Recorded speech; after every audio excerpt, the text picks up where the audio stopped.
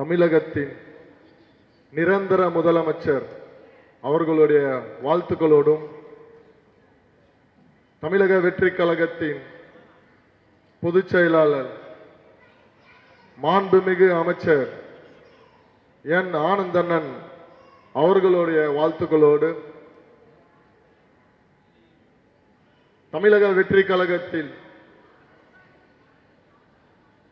காமராஜர் அவர்களின் வம்சாவளி பேத்தியாக இருக்கும் மஞ்சு பிரியா மேம் அவர்கள் மட்டுமல்ல அவருடன் சேர்ந்து இணைந்திருக்கும் அனைத்து நல்ல உள்ளங்களுக்கும் நேரத்தில் என்னுடைய வாழ்த்துக்களையும் பாராட்டுகளையும் நான் தெரிவிச்சுக்கிறேன்.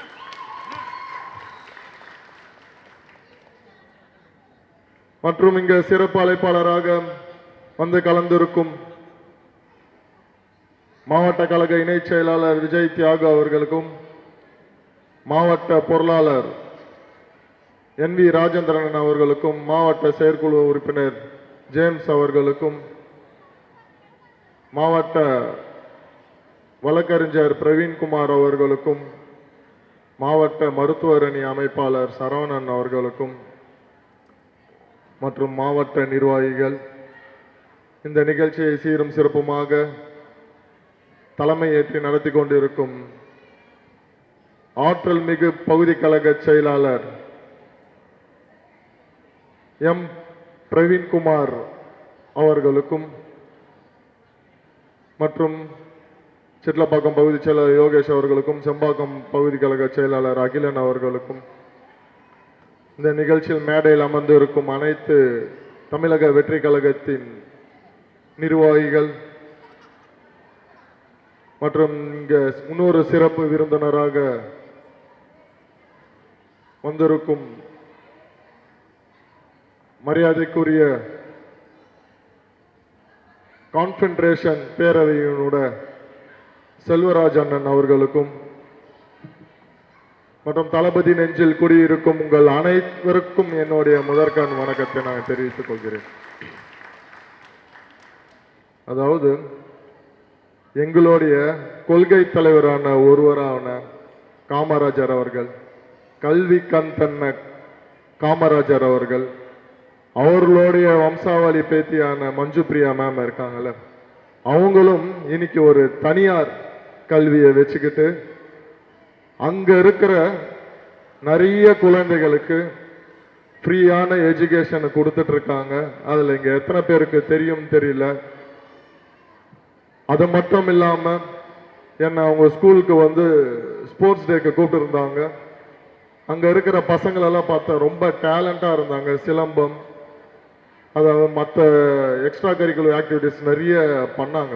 எல்லா விஷயத்தையுமே பார்த்துருந்தேன். ரொம்ப ஒரு பிரமிப்பா இருந்தது. அவங்க கிட்ட இவங்க பழகின விதமும் அவங்க பேரண்ட்ஸ் கிட்ட இவங்க பழகின விதமும் அதையெல்லாம் பார்க்கும்போது உண்மையான காமராஜர் அண்ணாவோட ஐயாவுடைய வம்சாவளி பேத்தின்றது அந்த நேரத்தில் அவங்க நிரூபிச்சு கொண்டே இருக்கிறாங்க. அவங்கள பத்தி நான் நிறைய சொல்லணும்னு நினைச்சிருந்தேன். ஆனா செல்வராஜ் ஐயா அவர்கள் வந்து அவங்கள பத்தி என்னென்னலாம் இருந்ததோ அனைத்தையும் சொல்லிட்டாங்க.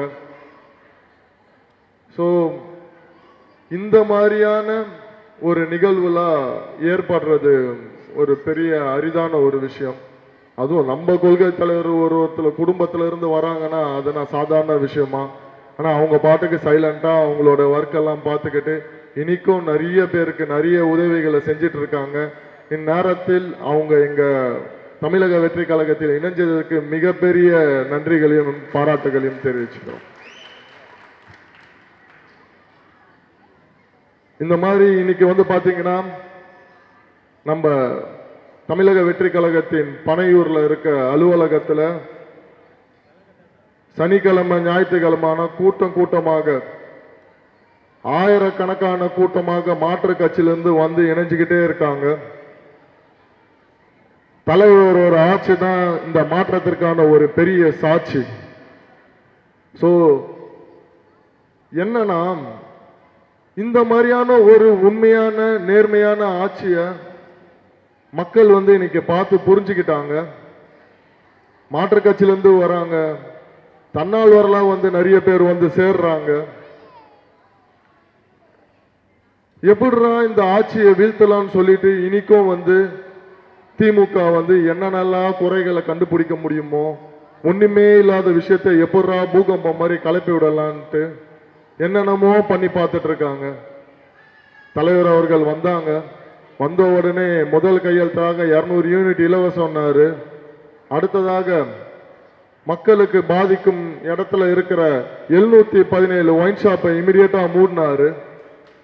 சிங்கப்பெண் படை திட்டத்தை அறிவிச்சாரு. இன்னைக்கு எங்க இருந்தாலும் ஒரு இன்ஸ்டாகிராம்லயோ இல்ல வெளியே எங்கன்னா ஒரு வீடியோ வந்ததுன்னா உடனடியாக அந்த இடத்துல ஒரு ஆய்வை மேற்கொண்டுறாரு. ஒரு ஹாஸ்பிட்டல்ல, கவர்மெண்ட் ஹாஸ்பிட்டல்ல ஒரு அம்மா இங்க வந்து சரியா வந்து சிகிச்சை தரமாட்டுறாங்க, இந்த மாதிரிலாம் இருக்குன்னு ஒரு வீடியோ எடுத்து போட்டாங்க. இம்மிடியட்டா அந்த ஹாஸ்பிட்டலுக்கு ஆய்வுக்கு போனாரு. நேத்து சைதாப்பேட்ல ஒரு மாணவர் விடுதி, அந்த மாணவர் விடுதியில சரியான உணவு இல்லை, சரியா சுகாதாரமா இல்லைன்ற ஒரு விஷயத்தை கேள்விப்பட்டு உடனடியா அந்த இடத்துல போய் நிக்கிறாரு. அவங்களுக்கு வேண்டிய குறைகளை கேட்டு அதை இம்மிடியட்டா சரி செஞ்சாங்க. நேற்று பார்த்தீங்கன்னா ஒரு கிரவுண்டு ஓப்பன் பண்ணணும், ரொம்ப நாளா இருக்கு, ஓப்பன் பண்ணலான்றாங்க, உடனே ஓப்பன் பண்ணாங்க. இன்னைக்கு அங்க மாணவர்கள் விளையாடிட்டு இருக்காங்க. இதுதான் மாற்றம், இதுதான் உண்மையான ஒரு அரசியல் மாற்றம், இதுதான் மக்களுடைய ஆட்சி, இதுதான் ஒரு மனிதநேயத்தோட ஆட்சி. இங்க என்ன பண்றதுன்னே தெரியல. எதிர்கட்சிகளா எப்படியா ஒரு வீழ்த்திடணும், 6 மாசத்துல ஒரு கவுத்திடணும், என்னென்னமோ திட்டம் போட்டுட்டு இருக்காங்க. ஏன் நம்ம தலைவர் அவர்களை ₹1 பணம் கொடுக்காம கிட்டத்தட்ட 35% வாக்குக்கு மேல வந்து இந்த தமிழ்நாட்டு மக்கள் அவருக்கு செலுத்திருக்காங்கன்னா அது அவர் மேல இருக்க அன்பும் பாசமும் ஒரு நேர்மையான ஆட்சியை கொடுப்பாருன்னு தான். இன்னைக்கு ஒரு இடத்துல ஊழல் கிடையாதுங்க, ஒரு இடத்துல இல்ல. இதுக்கு முன்னாடி நிகழ்ச்சி ஆரம்பிக்கும் போது அண்ணன் ரசூல் மேஸ்திரி வந்திருப்பாங்க, பார்த்திருப்பீங்க. இந்த மண்டபம்லாம் அவரோட ஏற்பாட்டில் தான் கட்டப்பட்டது.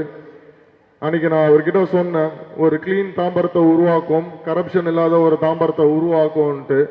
இன்னைக்கு கரப்ஷன் இல்லாத ஒரு தமிழ்நாட்டையும் தலைவர் அவர்கள் உருவாக்குனாரு. இப்ப அவர்கிட்ட கேட்டேன், எப்படி நான் இருந்தது இந்த ஒரு 60 நாள் ஆட்சி, கரப்ஷன் நடக்குதான்னு.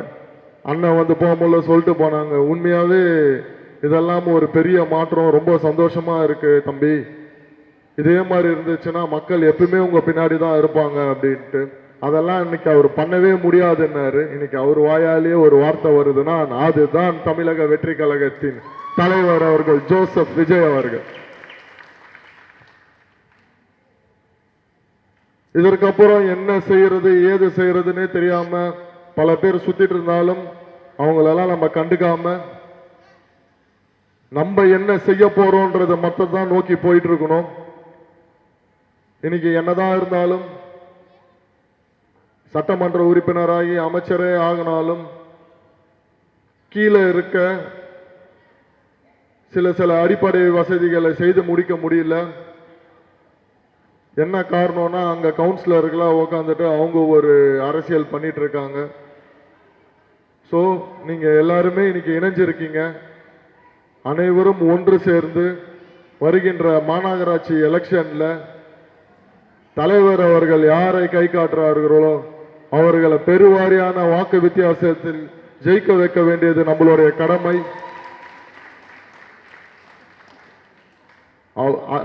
தலைவர் அவர்கள் முதலமைச்சராக ஆயிட்டாங்க, ஆனா அவருக்கு வந்து இவ்வளவு உழைக்கிறாரு, இவ்வளவு செய்யறாரு. அப்படி இருக்கும்போது நம்ம வந்து அவருக்கு வந்து திருப்பி செய்ய வேண்டிய கடமைகள் இதுதான். ஏன்னா அப்பதான் நம்ம மக்களுக்கு வந்து முறையாக வரி பணமாக இருந்தாலும் சரி, அவங்களுக்கு செய்ய வேண்டிய எந்த ஒரு விஷயமாக இருந்தாலும் சரி, அது முழுமையாக போய் சேரும். அதனால நீங்க எல்லாரும் சேர்ந்து வருகின்ற காலத்தில் ஒற்றுமையாக செயல்படுங்க. தமிழக வெற்றி கழகத்தில் இணைஞ்சிட்டோம், நம்மளுக்கு எப்படி இருக்கும் ஏது இருக்கும்லாம் நினைக்காதீங்க. உங்க வீட்டில் இருக்கிற ஒரு ஆள் போலதான் இங்க அத்தனை பேருமே நாங்க பழகுவோம். அதனால எந்த ஒரு குறை நிறை இருந்தாலும் நீங்க சொல்லுங்க, நம்ம அதை சரி செஞ்சு அதை நல்ல முறையில் ஒரு மக்கள் சேவையாக உருவாக்கி நம்ம செய்யலான்றதையும் அந்த நேரத்தில் தெரிவித்து கொண்டு எனக்கு இந்த வாய்ப்பினை அளித்த அனைத்து நல்ல உள்ளங்களுக்கும் நன்றி கூறி விடைபெறுகிறேன். நன்றி, வணக்கம்.